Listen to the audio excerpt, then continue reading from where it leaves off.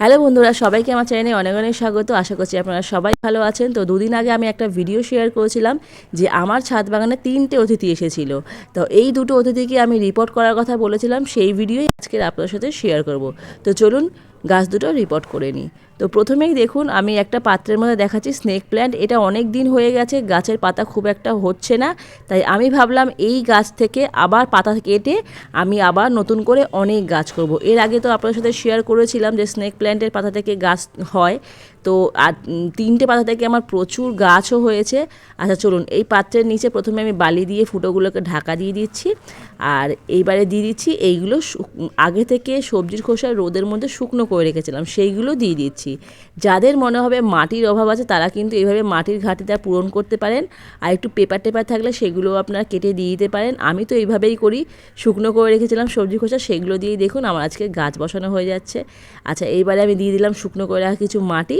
আর এইবারে এই গাছটাকে এই পাত্র থেকে আলাদা করার সময় একটু টিপে টিপে নেবেন আর নিচটা একটু ধাক্কা দিয়ে দেবেন।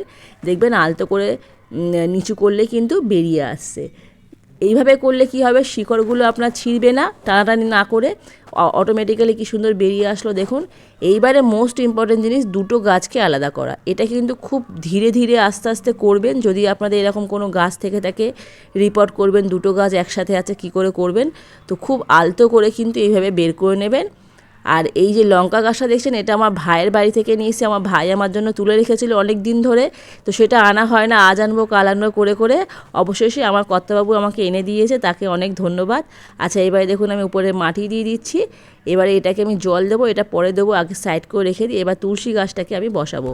তুলসী গাছের এই ফুটোগুলোকে আমি বালি দিয়ে প্রথমে ঢাকা দিয়ে দেবো, তারপরে সেম প্রসেসভাবে ওই সবজির খোসা দিয়ে আমি এই গাছটাকে বসাবো। তো আপনারাও মাটির অভাব পূরণ করার জন্য কিন্তু সবজির খোসা ইউজ করতেই পারেন।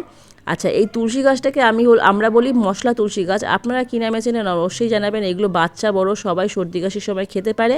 আর এটা যদি চায়ের মধ্যে 2-3টে পাতা দিয়ে দেন, চায়ের ফ্লেভার অসাধারণ হয়।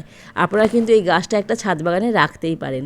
এবারে আমি হলুদ গুঁড়ো জলের মধ্যে মিশিয়ে দুটো গাছে দিয়ে দেবো। যেহেতু এখন বর্ষাকাল, পোকামাকড় একটা সংক্রমণ থেকেই থাকে। আর গাছটাকেও ভালো করে আমি হলুদ জল দিয়ে ধুয়ে দিলাম যাতে পোকামাকড়ের সংক্রমণ না হয়।